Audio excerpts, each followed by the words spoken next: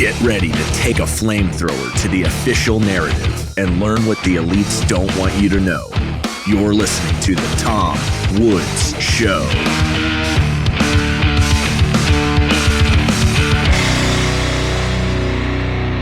Hi, everybody. Tom Woods here. It's episode 2698 of The Tom Woods Show. And we have the great Mike Adams with us, the Health Ranger. You know him from naturalnews.com, where I think you could probably spend the rest of your life absorbing the information that you find there.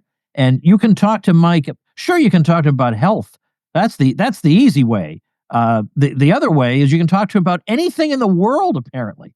I follow him on Twitter, and he's got interesting things to say about everything in the world. And that may sound like an exaggeration until you hear our conversation right now. Mike, welcome. Wow. Well, thank you, Tom. It's an honor to be on your show. And I literally have no idea what questions you're about to pose.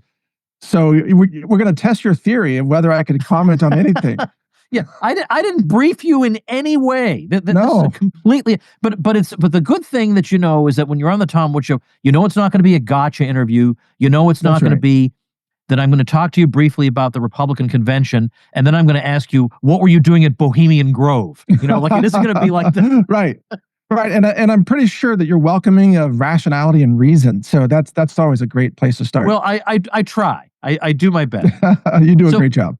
Last week, I had Robert Scott Bell on the show a couple weeks ago, and he's been an old friend quite some time, and we were talking about the subject of Robert F. Kennedy Jr., and I mentioned to him that RFK has been, oddly enough, a source of division among some people in the natural health community, some who say he's not doing enough or he's betraying us on this, that, or the other thing, and other people who say he's the best we're ever going to get, he's the best we've ever had, he's doing everything he possibly can under the circumstances. Where do you fall on that spectrum? Yeah, I'm disappointed that he can't get more traction, but I also understand the realities of what he's dealing with. I mean, look, the entire momentum of the CDC is opposed to what he's doing. Because, look, let's even back up more. The entire vaccine industry, in my opinion, is based on fraud. That is, their products do not work as they claim. And so the fraud depends on censorship and control in order to maintain its viability. What RFK is doing is he's beginning piece by piece to peel back the layers of that fraud and demand things like scientific testing, which did not happen with the COVID jabs, et cetera, but also better reporting so that people who are harmed by vaccines have a mechanism for better reporting, and they won't be shut down by this super secret court, the Vaccine Injury Compensation Program, which apparently sits above the United States Supreme Court, because the Supreme Court ruled previously that they have no jurisdiction over the vaccine court. So you thought SCOTUS was the highest court in the land? It's not. It's the vaccine court. And that's got to end. And this whole legal liability shield for vaccine manufacturers creates financial incentives for them to drop quality control and put out products that maximize profits because they face no consequences for contamination or dangerous lots or side effects that their products cause, which would be an insane idea in the auto industry or any other industry. I mean, think about if a car company was making cars that kept blowing up and harming people, they would be liable, as they should be. Or even, a pesticide manufacturer or whatever, if it's causing cancer, or an herbicide, then, they face liability, but the vaccine industry faces no liability. So there's no accountability for the safety of their products. So you're sympathetic, but in particular, what I want to know is, last week, RFK Jr. released a 7-minute video through HHS on Twitter. So it was an official release in which he went after some U.S. senator who had this chart during a recent hearing showing all the hundreds of millions of lives saved by vaccines. And he went through and responded to this and said, among other things, the kinds of things that people like you, I think, have said in the past, that when you actually look at the timeline for these things, you find that the disappearance of this particular, whatever the malady is, seems to go away before the introduction of mass vaccination. Like something else is causing this. But yes. and this, by the way, this is something we see government doing a lot. So during COVID, we would be told, look at the numbers going down, and that's because we all stayed in our houses.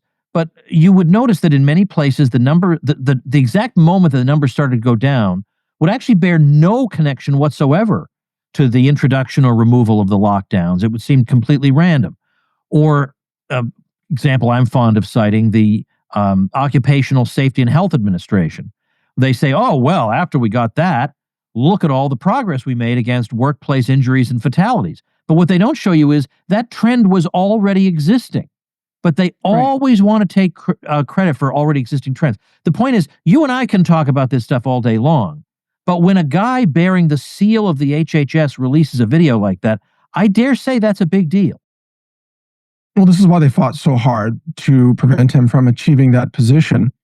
And I think the best encapsulation of that information comes from Dr. Suzanne Humphreys in her book, Dissolving Illusions. And she shows the charts. For example, the drop in polio cases was achieved almost entirely, more than 95% drop before the polio vaccine was introduced. And she attributes that to improvements in public sanitation. For example, building infrastructure for functioning sewage systems and better plumbing and clean water and water treatment technology, and just things like soap, washing your hands. You got to realize that for a long time, until the last, let's say, 100 years or so, most people in the world lived in conditions that we would consider to be rather filthy today. They didn't have the cleanliness or the sterilized environments that we live in right now. Now, interestingly, there's also an advantage to a more, natural environment if you're out in the country, like to be exposed to soil microbes, to be exposed to farm animals and so on, actually stimulates your immune system. And children who grow up on farms, especially homeschooled children, they then have much lower rates of allergies and also much stronger immune systems because they've been exposed to all these things themselves. But what the vaccine industry tries to do, and what RFK Jr. is fighting against, is the industry tries to say that there's no such thing as a human immune system. We were even berated by so-called scientists and experts during COVID for daring to say that the human immune system was a thing.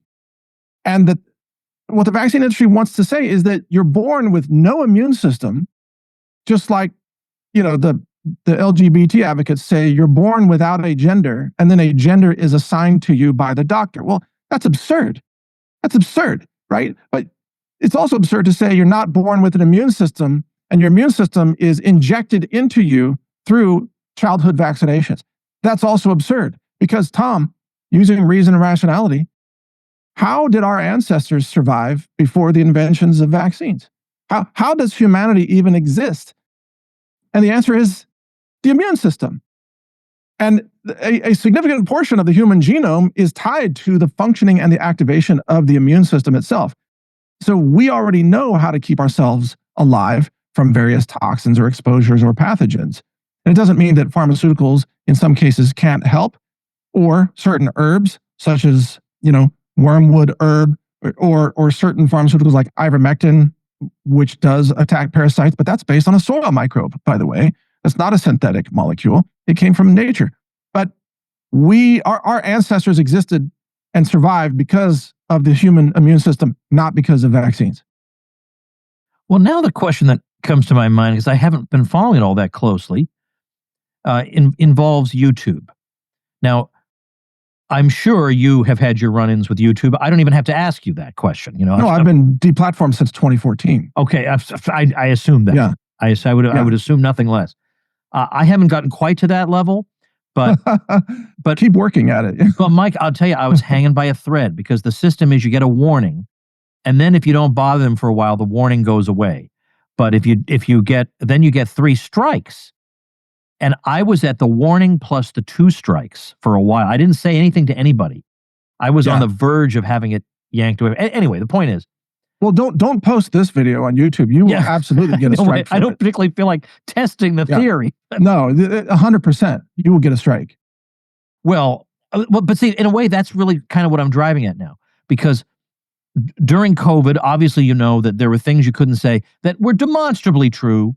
You could saying anything about even just saying that masks don't do anything, and they obviously don't, that would get you a strike. For example, I interviewed Congressman Thomas Massey. He is a United States congressman, and he made some disparaging remark, entirely deserved, about masks. And of course, they never tell you why they take your video down, because you are a mere peon and you don't deserve to be told the reason. But I assume that's it, because there was nothing else objectionable in it. But now here we are in a different world where the COVID scare is over, and we now have an RFK Jr. who is officially the head of HHS. Is YouTube really going to say, we're going to override the director of the Secretary of Health and Human Services? We're going to override him and start taking his videos down. I Yes. think they don't exactly know what to do. Well, YouTube just settled with Donald Trump for deplatforming him. They wrote him a check for $24 million. My company, Brighteon, has sued YouTube / Google and Meta and the Department of Defense. And that lawsuit's been in play for a year and a half. And since then, YouTube has admitted to everything that we allege in our lawsuit, by the way. So that should be interesting. I mean, our case is open and shut.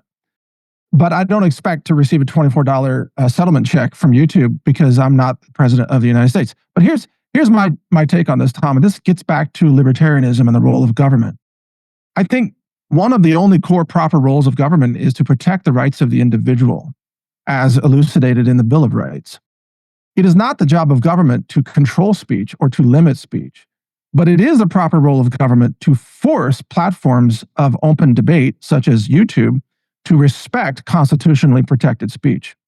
So understand the subtle difference here. I know you do. I know your audience does. They're very sophisticated.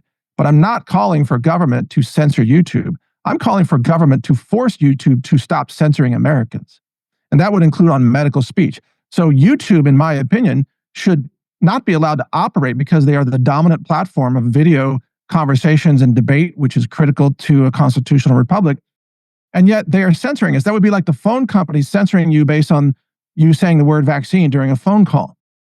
Or, the U.S. mail, reading your mail and saying, you can't send mail. You said something about a mask. So, but that's what YouTube is doing. And that needs to be made illegal. In effect, YouTube should be fined $1 billion a day for censoring the speech of Americans, in my opinion. Friends, if you care about your liberty and your financial freedom, you need to hear this. From October 10th to 12th, my friend Mikkel Thorup, host of the Expat Money Show, and who's been a guest on this program several times. In fact, he even came and joined us on the Tom Woods cruise this year, is bringing together top experts from around the world for the Expat Money Online Summit. And it's completely free to attend. You'll learn how to legally protect your wealth, secure second residencies and citizenships, reduce your tax burden, and own property abroad, all to safeguard your freedom. This year's focus is Latin America, where opportunity is booming. Argentina is shifting to free markets under Javier Milei. El Salvador is undergoing a radical transformation, and Panama and Paraguay are offering simple residency programs. A Plan B is no longer optional, it's essential. Reserve your free ticket at expatmoneysummit.com. That's expatmoneysummit.com. Did you have the same experience on Twitter? Well, I did. Yeah, before Elon Musk. And then you were restored. Correct. And how did just one day all of a sudden it worked, or did you get an email saying, sorry, we did that, now you're back? Just one day it worked. Oh, really? You just checked? Yeah. Wow. Yeah, but understand that X still bans links to my video platform, Brighteon. And my legal team has been in touch with the X legal team, and we have also sued X for this very reason. And so far, X does not seem willing to budge on that issue, and we're not sure why. But when Elon Musk says X is a free speech platform, perhaps that's his intention. And I do think that Elon has a lot of goodwill in that direction. But the practical truth is that his company is not carrying out those wishes. All right. Now, a somewhat related question. So I'm totally new to thinking about health in ways other than the standard establishment way. This is a new world for me. And of course, simply because you dissent from the allopathic norm, that in itself doesn't mean that you're going to be right about everything you say. And there are people both within and outside the medical establishment, who are quacks. So I guess what I want to know from you is, how do you, like the average person thinks, well, I'll know who's a quack because based on who has a medical license or not, like that's the Right. level of their analysis. But I want to know what does Mike Adams, how does Mike Adams know that even somebody in the natural health world is just a quack to be avoided? Well, first of all, a bigger answer to your question is that it's not the role of any government or any corporation to decide for us what is true or not true about medicine. No, So and I completely agree with you. People should be able to Yes. operate however they want, but you as an individual then have to make your own judgment. Correct. So there's one core principle to start with, is the fact that through all of human history, almost all medicine was holistic. And right now, most of the world, about 80% of the population of the world, practices what we would call complementary or holistic medicine. Throughout human history, the aberration is Western pharmaceutical medicine. That's the weird thing. And it doesn't work very well. It works great for ER, emergencies. It works great for anesthesia or painkillers for emergency acute situations, but it does not halt chronic degenerative disease. And the way we know that is because look at the rates of chronic degenerative disease in Western countries that have a heavy pharmaceutical emphasis, such as the United States. So one thing, again, back to the principle is, are these things compatible with the, human beings developed in a way that's compatible with the natural world? We are compatible with natural foods, natural environments, natural herbs, and phytoconstituents that are developed in the plants. Plants synthesize natural medicine, such as anthocyanins, which are the dark colored pigments in berries, or, glucosinolates or sulforaphane in broccoli. Sulforaphane is anti-cancer. Sulforaphane is neuroprotective. And plants synthesize it. They make it from nothing but hydrogen, carbon, and oxygen, and some sulfur in that case. But vitamin C, for example, is made from nothing but hydrogen, carbon, and oxygen. So a plant is synthesizing a vitamin for free, and that's not profitable for the medical system. See, if you can go out and make your medicine for free by sprouting broccoli sprouts and eating anti-cancer nutrients, then what role does the cancer industry have in that? Nothing. They can't make money off of treating your cancer. They can't scare you into routine cancer examinations. They can't irradiate women's breasts with mammograms, which do emit ionizing radiation that actually cause cancer in breast tissue and the heart also. Mammograms cause cancer, by the way. I mean, they literally induce cancer. And informed women know that, and so they limit that. But the answers to cancer or diabetes or heart disease or high blood pressure or everything else are already available in the natural world. So the Western medical system simply does not produce better outcomes, and certainly does not produce them at a lower cost, because we have the highest healthcare costs in the world, and yet among the very worst outcomes. What is your theory as to where all the food allergies have come from? Well, vaccines are related to that because of the peanut-derived ingredients that are used in vaccines. And so when you bypass the normal protections of skin and the digestive system, then you can induce an artificial, autoimmune reaction, which becomes a food allergy. But the other part of that is, I kind of mentioned this earlier, the lack of exposure to the natural world. When you have kids that grow up in cities and artificial sanitized environments where everything is sprayed down, with sanitizers all day long and hand sanitizers. Tom, I don't use any of that stuff. Look, I live on a ranch, okay? So I'm raking out the chicken house. There's like chicken poop in the hay. I'm feeding goats. I'm taking care of donkeys. I'm feeding my dogs. I'm jogging. I'm doing exercise. And then I just go on my keyboard without washing my hands. And I do my keyboard stuff. I never get sick, Tom. I never get sick. I don't take vaccines. I don't take pharmaceuticals. I do it all with nutrition and natural medicine. Like, this is my breakfast, my smoothie. Okay. And I know how to deal with any kind of symptoms that might come up before they create sickness, before they knock you out. And I've learned so much actually since COVID about some additional things, like the role of skin absorbed nicotine and many other things like ivermectin, but also the role of zinc and quercetin. So I just simply flat out don't get sick. And I hear from people who say, oh, I got to go out and get the flu shot, because flu season's almost here. I need to get the flu shot. Like, the people who get the flu are the people who take the flu shot, right? So you're going to be much better off to not take a flu shot and instead have some zinc and vitamin D. Your vitamin D levels tend to drop in the winter, which is why people get, quote, the flu. And by the way, there's no scientific basis for the CDC's diagnosis of the flu in most people anyway. And that's obvious because during the COVID years, flu went to zero. Well, how is that possible if it's that was caused never by a really virus? explained? It was another one of those things No. that was never really explained. Yeah, it's a total hoax. It's a complete hoax. Yeah. You mentioned your ranch. So these chickens you're talking about, do you eventually eat these chickens? No, I eat their eggs. Just and the other eggs, than that, okay. they just retire on the ranch. Okay. Yeah. Yeah, I'm asking about that because, I'm getting more and more interested in something that I used to do and then I just got lazy, in where you find a local, rancher and you buy a cow or a half a cow or a quarter cow from him, and you know everything there is to know about what went into making that cow, and there are many advantages to this. And the thing is, if you buy in considerable enough bulk, it actually winds up being, economically not all that different from just buying it at the store. But the difference is in the chicken. The chicken is extremely expensive, I've found. And part of it is you can't find any chicken feed that doesn't have crap in it. Right. So what is the story there? Well, yeah. So we use only certified organic feed, and then I lab test the feed because we have a food lab with mass spec instruments.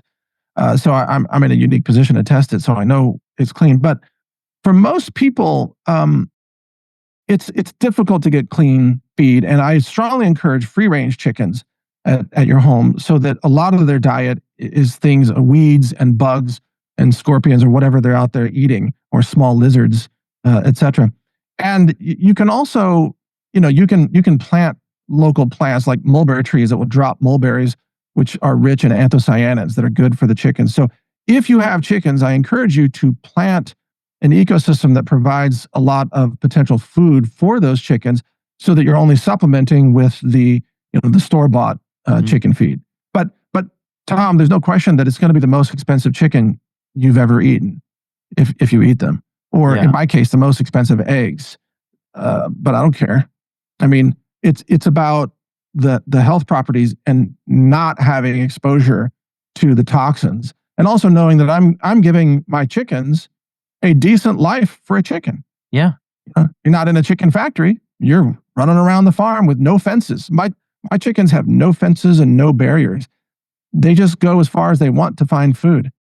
And isn't it the case that sometimes they'll say certain things on the egg package that make you think the chicken has a decent life, but instead it's extremely inhumane and horrible?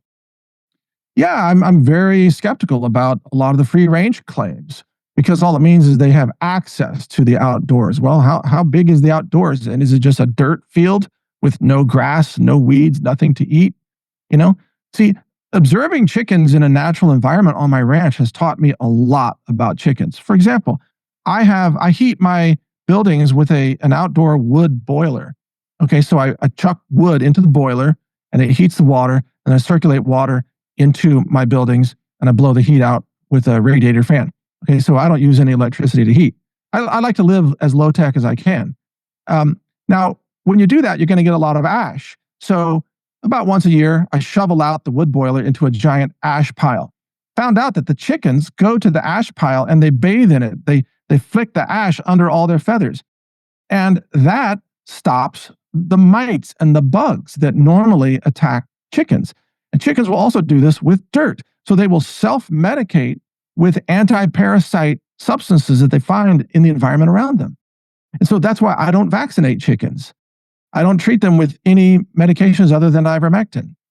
Sometimes I'll put chlorine dioxide in their water because that can also enhance things. But I don't use pharmaceuticals on chickens, and my chickens are very healthy and they produce very healthy eggs as a result. But it's a natural environment, not a factory environment. I think when you interviewed me on your show, I turned the tables on you very quickly, and I think I asked you a question, and I'd like to ask it again for anybody who didn't hear that, which is, what was it that made you grow up to be Mike Adams? Like, what most people who wind up having dissident views on health, they had something happen to them, and it suddenly opened their eyes to thinking differently. Was that the case for you? Well, Tom, I greatly appreciate the question, but I have an issue with the phrase dissident views. I want to say my views are actually the views that have been believed throughout most of human history. The dissident views is Western medicine and the FDA, which was founded in 1906 and which began this artificial synthetic era of fake medicine that doesn't work, but that extracts almost 25% of GDP from the American people. That's a dissident view in opposition to the natural law under which we exist. Okay. So all I have done, but to answer your question, and I say all that with respect, I really appreciate your question. I'm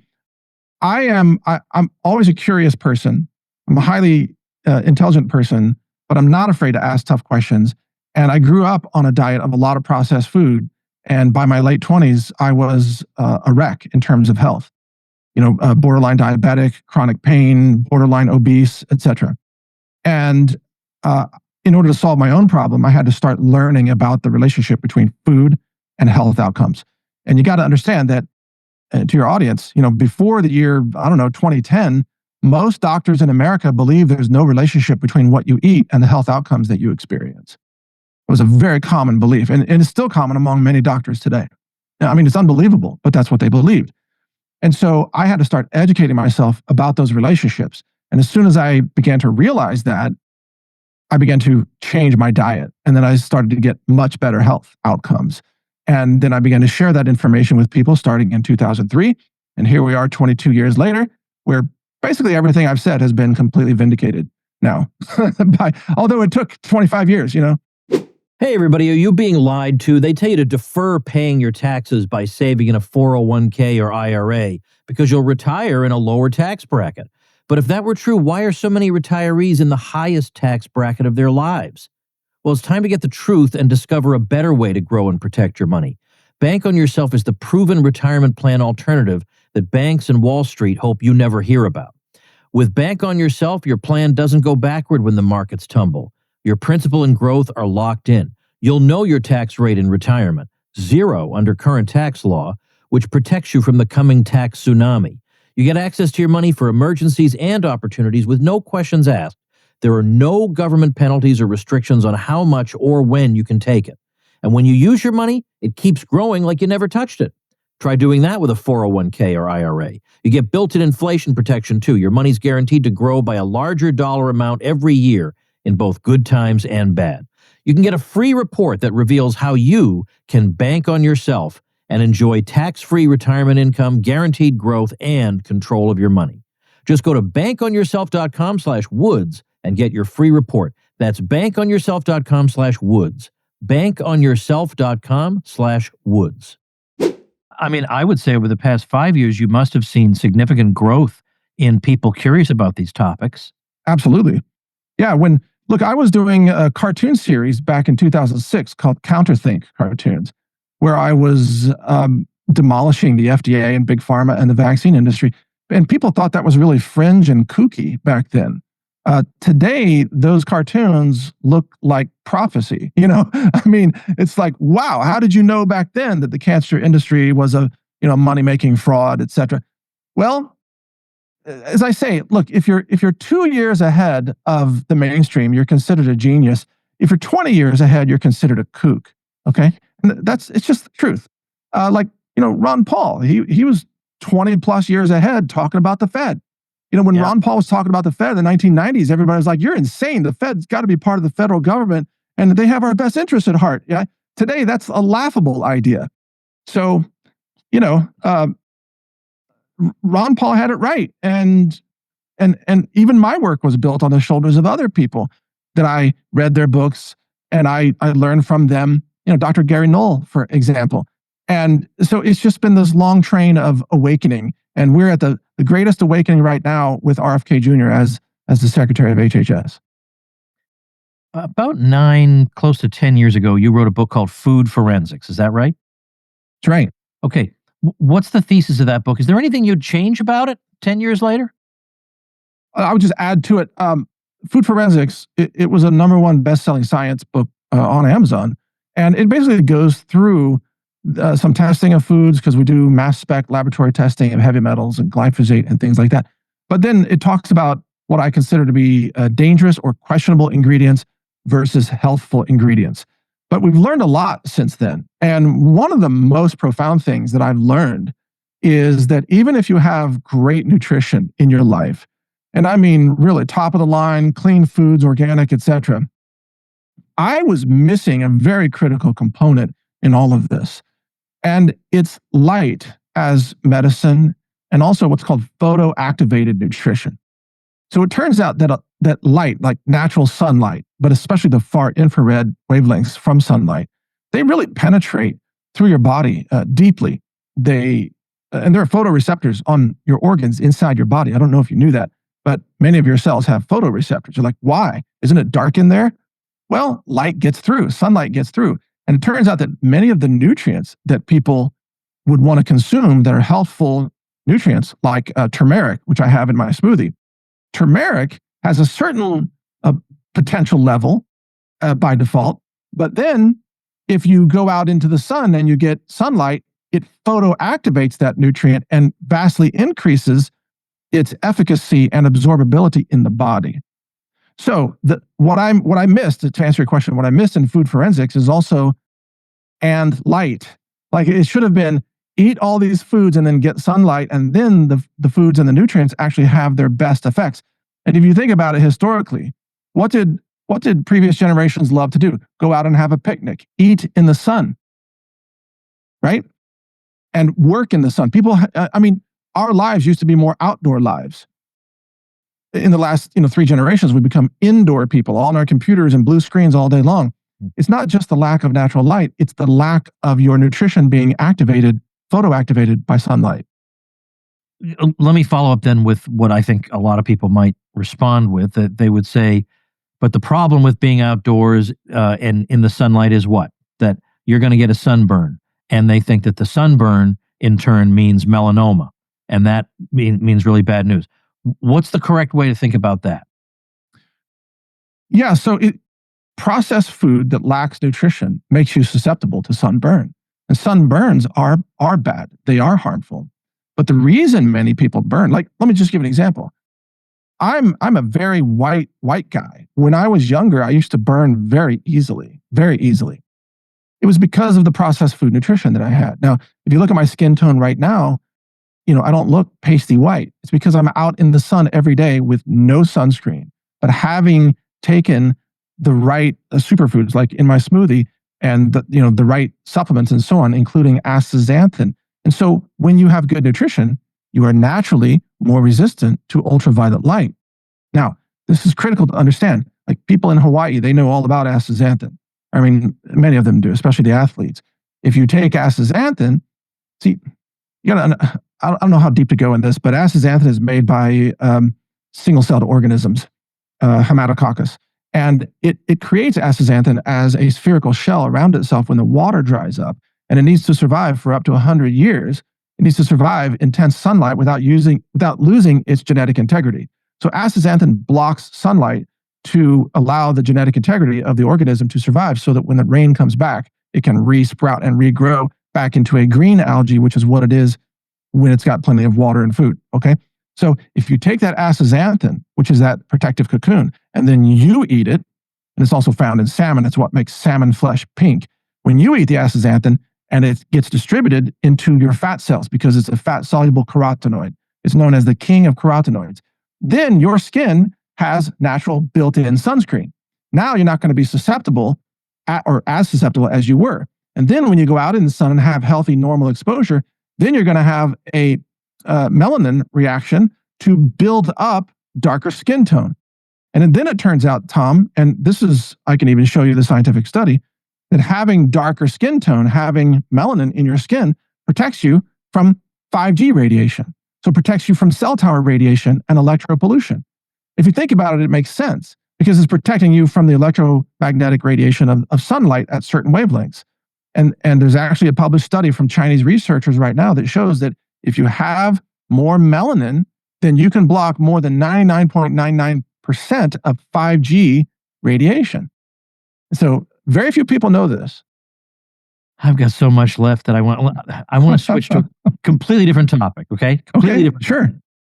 And this one, if I'm putting you on the spot, I want you to tell me, because in a way it's kind fine. of fair, because it does involve details, and it's not your area of expertise, but it does seem like something you've been very interested in, and that is Charlie Kirk, the Charlie Kirk assassination. So I'm about to ask you probably one of the edgiest questions in the history of the Tom Woods Show here. Those are my favorite. Because I myself have not, through my own fault, I just haven't followed the details of this. But I have followed it enough to know that I have people I know and trust who say something is fishy about this. Like something does not add up about this. And they're not just saying that because they always have to have some unusual take on everything in the world. That they're saying, no, hold on a minute. No, something does not add up here. Now, am I putting you on the spot to ask you to say something about that? Not at all. I'm happy to answer it. You want to just go with my take? Yeah, let's hear what your take is. Okay. So first of all, as context, I'm a very accomplished long-range rifle shooter. So I will shoot, 338 Lapua or 300 Win Mag rifles at ranges of 1,000 yards or so. And I've been doing that for years. So I understand ballistics. I understand muzzle velocity. In fact, I did the first acoustic forensic ballistics analysis of a Las Vegas shooting. And that's where you compare the time gap between the strikes of the bullets locally versus the arrival of the report from the muzzle of the rifle. Because the speed of sound determines how quickly the sound arrives from the report, whereas the speed of the rifle rounds, which is higher than the speed of sound, that difference tells you the distance of the rifle if you can take a fairly good guess about the velocity of the rounds. So if you know those rounds, for example, are 5.56, then you can take a pretty good guess. The velocity might be 2750 feet per second or something like that. And you can estimate the distance of the shooter just from an audio recording. So I did that years ago. Very few people knew about it at the time. But I've been a musician since I was a kid. So I do a lot of audio engineering type of work. So it was easy to do.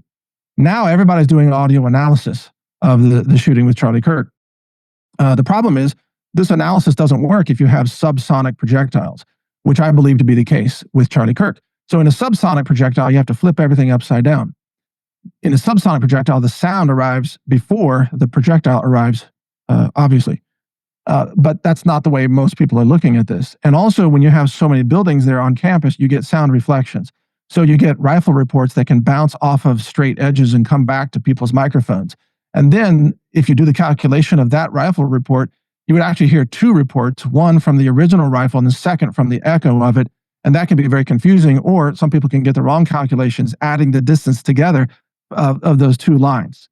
And then they can get bad information. So with that said, I'm not trying to geek out on everybody here, by the way. This is just the way I think, the way I approach things. I know as a long-range rifle shooter and looking at the foot-pound energy behind a 30-06 round that there's no way, I don't want to curse, there's no way, it's not possible that round, if it was fired from the front, did not exit out of the back of Charlie's neck. And all prayers to Charlie and his family. I don't mean to make light of this, but the theory that he was shot from the front with a 30-06 rifle is, in my view, completely bogus, absolutely bogus. So I appreciate the fact that people like Candace Owens are asking, important questions. I don't know the answers yet, but my suspicion, Tom, is that he was actually shot from behind with a subsonic projectile from not a gun or a pistol or a rifle, something custom built for this purpose. And to me, that leads to the involvement of some intelligence agency. That's my best guess currently, but of course that may change based on new information. Hey everybody, it's open enrollment, the season where health insurance companies hope you'll blindly sign up again for overpriced premiums and fine print that generates unpleasant surprises at all the wrong times. Well, I'm happy to say the Woods family doesn't play that game anymore. Affordable Care Act, don't make me laugh. We ditched the old-fashioned way and embraced crowd health, the alternative to the crazy American health insurance world. Otherwise, you sit there watching your premiums keep going up, you wonder what you're even paying for, and half the time the processes are opaque and you have to hire a private detective to figure things out. If that doesn't sound appealing, and it doesn't, then welcome to Crowd Health, the health insurance alternative. We're talking about health care for under $100. You get access to a team of health bill negotiators, low-cost prescription and lab testing tools, as well as a database of low-cost, high-quality doctors vetted by Crowd Health. And if something major happens, you pay the first $500, then the crowd steps in to help fund the rest. If this all sounds familiar, it's a little like the options we used to have before Obamacare messed everything up. And of course, you'll join the crowd, a group of members just like you who want to help pay for each other's unexpected medical events. The system is betting you'll stay stuck in the same overpriced, overcomplicated mess. This year, it's even more complicated because most of the Affordable Care Act subsidies expire, which means your prices are going sky high. So far, Crowd Health members have saved over $40 million in healthcare expenses because they refuse to overpay for healthcare.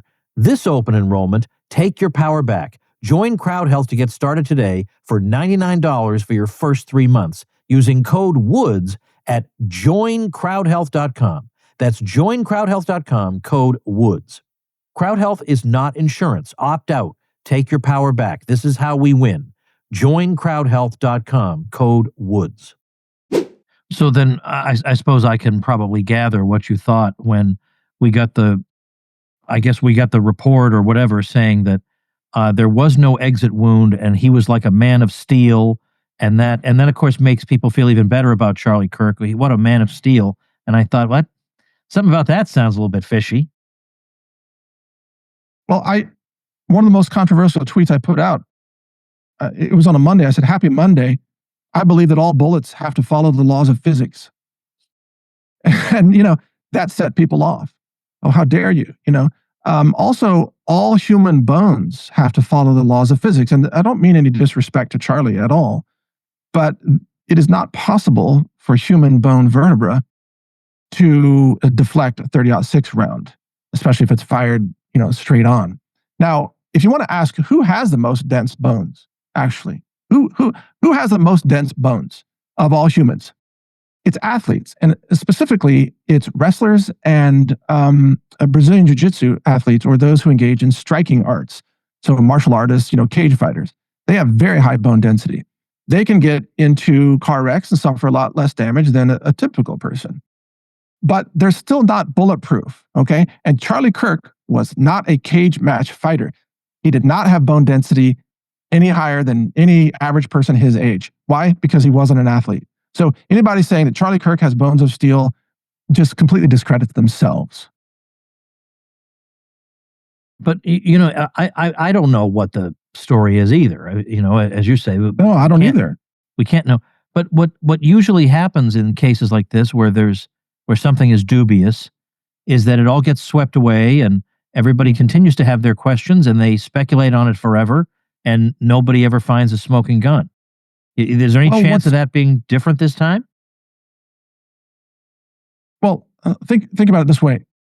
There were hundreds of people with cameras there, their mobile phones.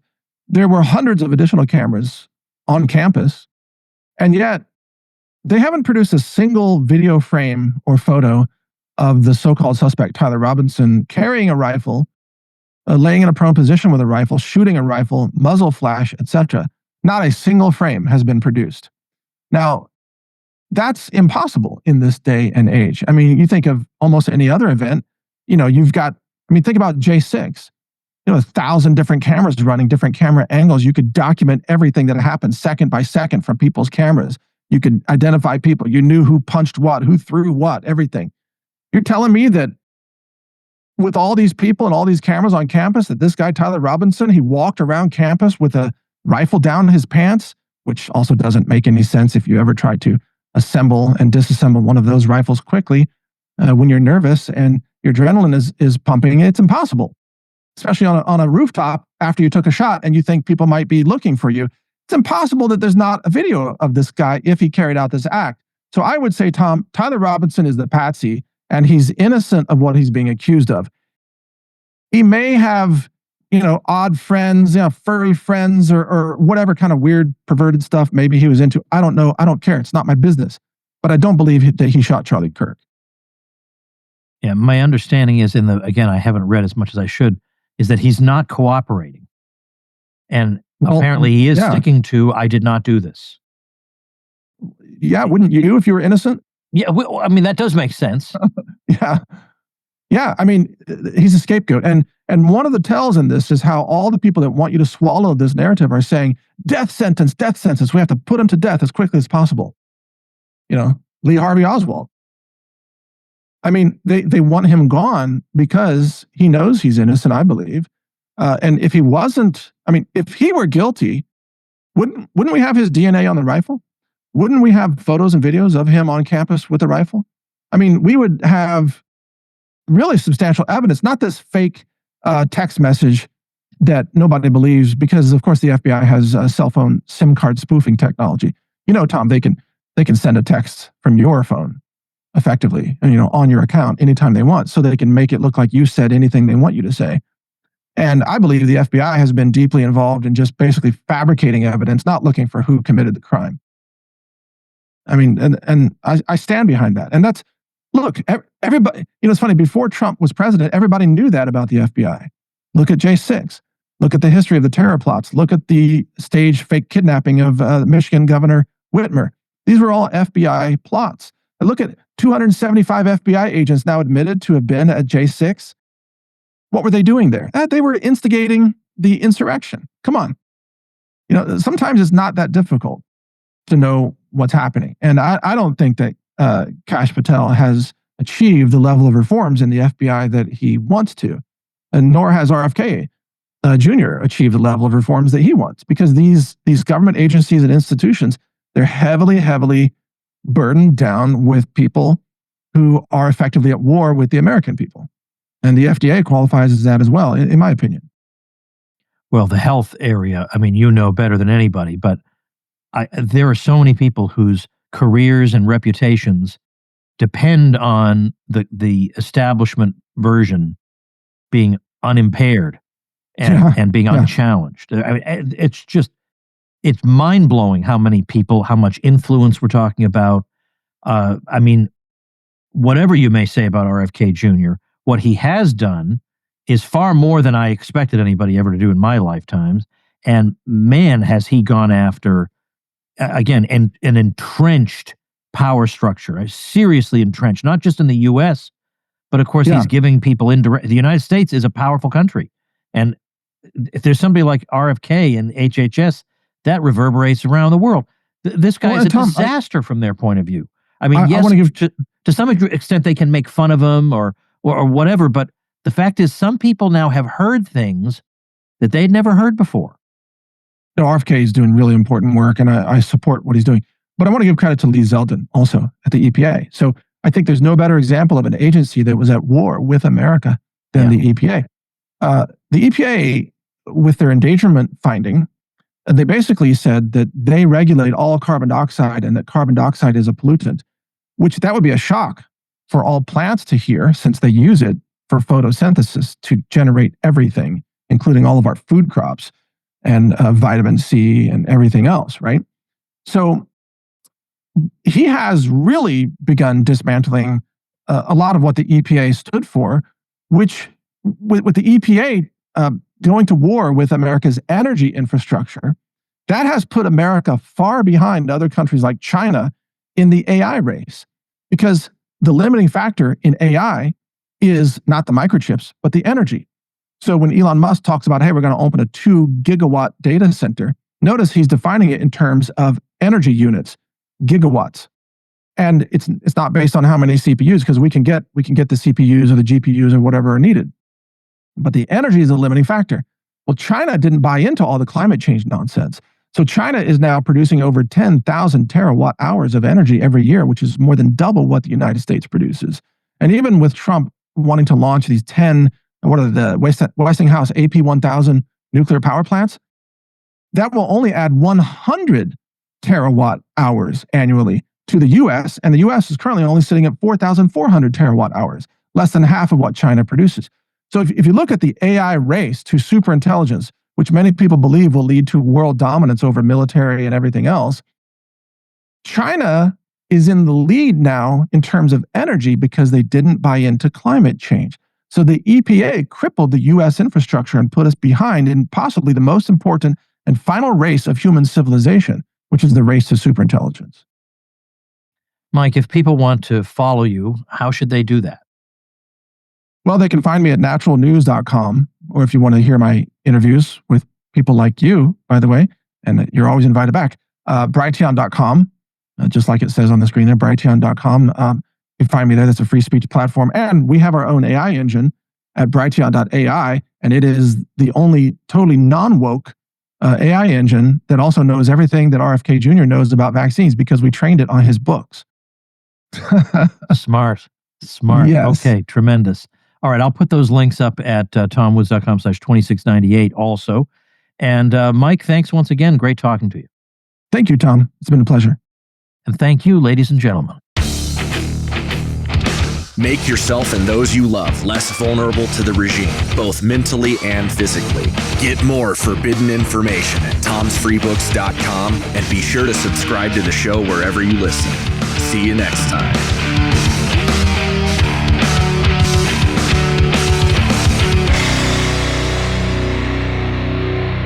Like the sound of The Tom Woods Show? My audio production is provided by Podsworth Media. Check them out at podsworth.com.